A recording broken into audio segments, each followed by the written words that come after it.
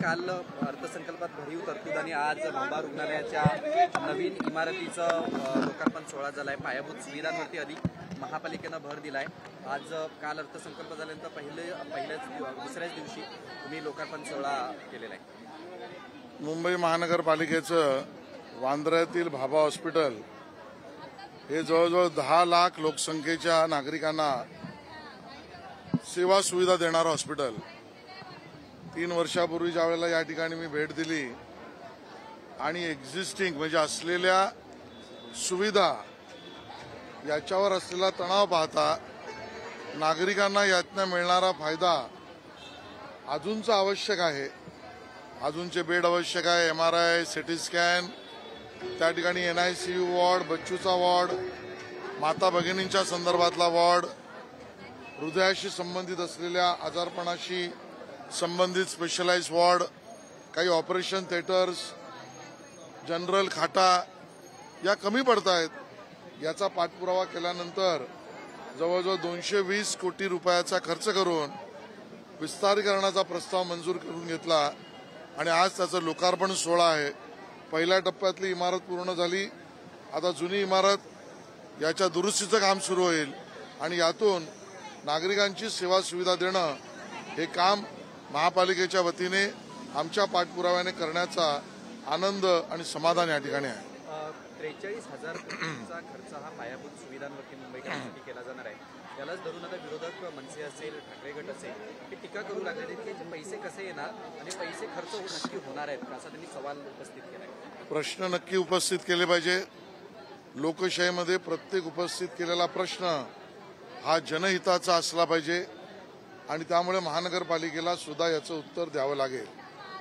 आमचा त्या ठिकाणी आग्रह आहे की 43,000 कोटीचा संपूर्ण 100% खर्च कंत्राटदार पूरक नाही, नागरिक जनता पूरक या पद्धतीने खर्च झाला पाहिजे आणि त्यासाठी येत्या आठवड्यात आम्ही सक्रिय सकारात्मकतेने भारतीय जनता पार्टी मुंबईचं डेलिगेशन त्याचा संपूर्ण आठवडाभर अभ्यास करून पुढच्या आठवड्यात आम्ही आयुक्तांना आमच्या वतीने निवेदन देणार आहोत की 43,000 कोटी पायाभूत सुविधांवर कंत्राटदार पूरक नाही, जनहितार्थ पूरक करण्याच्या बाबतीतल्या सूचनांचं आम्ही त्या ठिकाणी निवेदन देणार आहोत।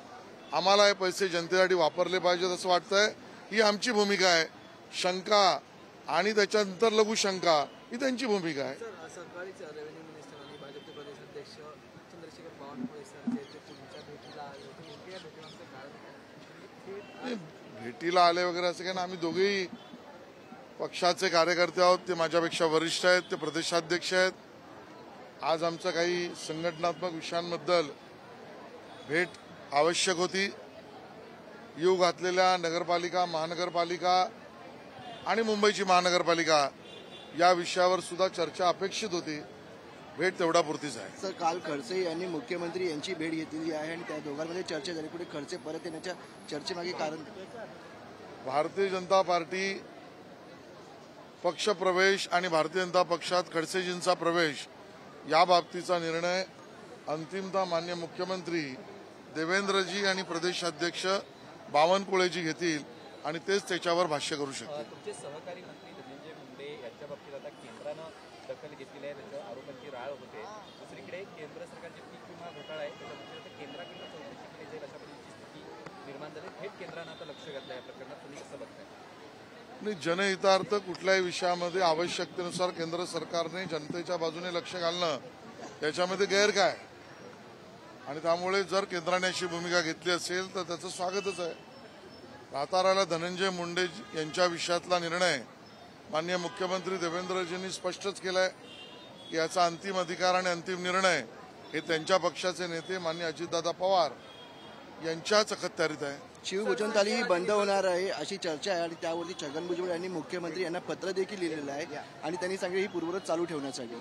माझ्या माहितीप्रमाणे अशी कुठलीही योजना बंद करण्याचा प्रस्ताव या सरकारसमोर नाही, किंबहुना कॅबिनेट समोर आलेला नाही। त्यामुळे या सगळ्या विषयामध्ये उगाचची चर्चा करणं जनतेच्या सोयीचं नाही।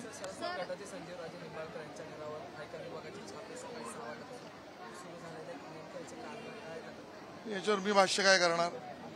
मला वाटतं ज्या इन्व्हेस्टिगेटिंग एजन्सी आहेत त्या आपलं काम करत असतील आणि त्या कामाबद्दल ज्यांना आक्षेप असेल ते लोकशाही मूल्यामध्ये राहून त्याचा आक्षेप पण नोंदवू शकतील.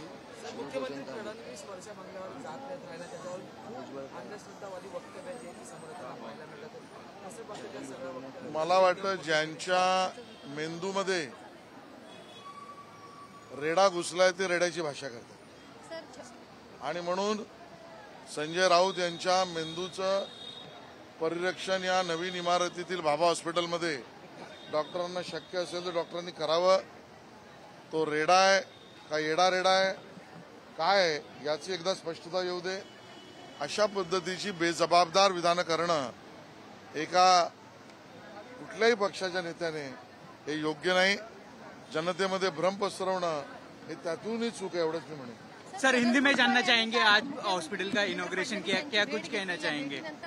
आज भाभा हॉस्पिटल बांद्रा ये करीब 10 लाख नागरिकों की सेवा में यहाँ पर सालों से काम कर रहा है.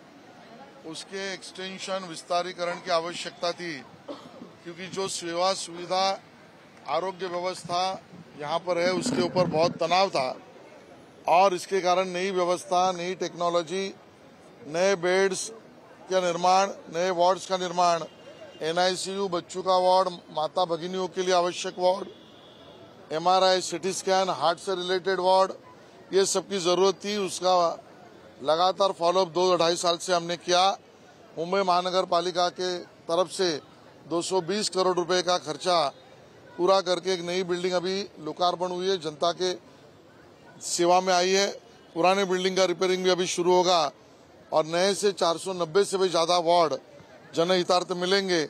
ऐसा काम करने का समाधान हम सबको मिला है. दिल्ली का चुनाव है, आज वोटिंग हो रही है, किस तरह से देखते हैं? देखिए, जब खुद का जीत शंकित होती है और पराभव दिखता है तब ईवीएम पर, कभी वोटिंग लिस्ट पर, कभी वोटिंग की व्यवस्था निर्माण करने वाले अधिकारियों पर शंका जताई जाती है और जब खुद जीतते हैं तब ये लोकशाही का विजय होता है. ऐसी दोगली भूमिका रखने वाले अरविंद केजरीवाल है, उनका पराभव निश्चित है, इतना मैं कह सकता हूँ. मैंने कल ही उसका जवाब दिया है.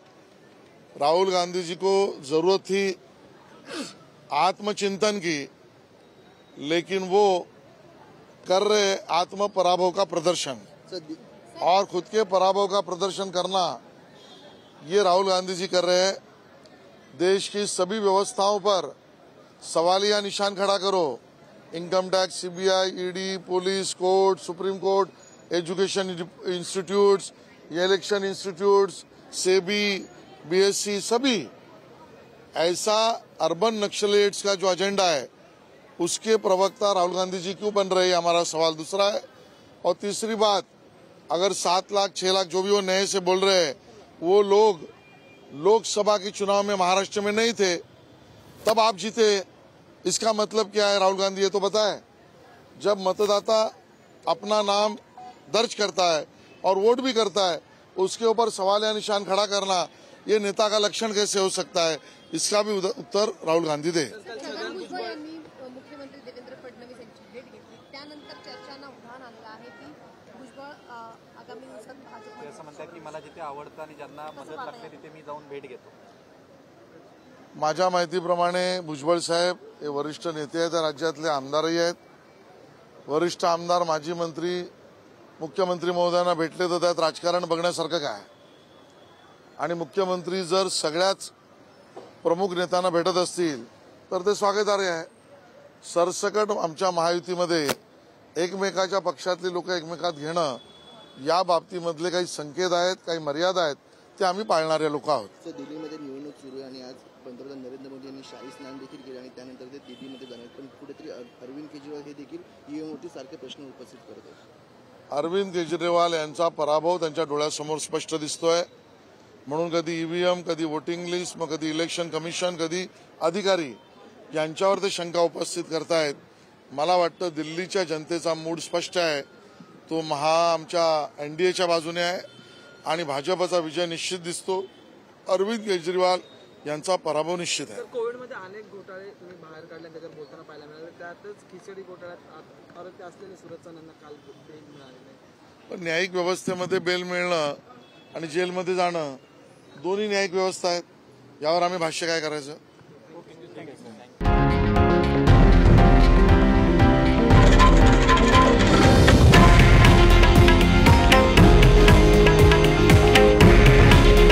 हे आहे देशातील नंबर 1 न्यूज नेटवर्क आणि आपण पाहत आहात TV9 मराठी.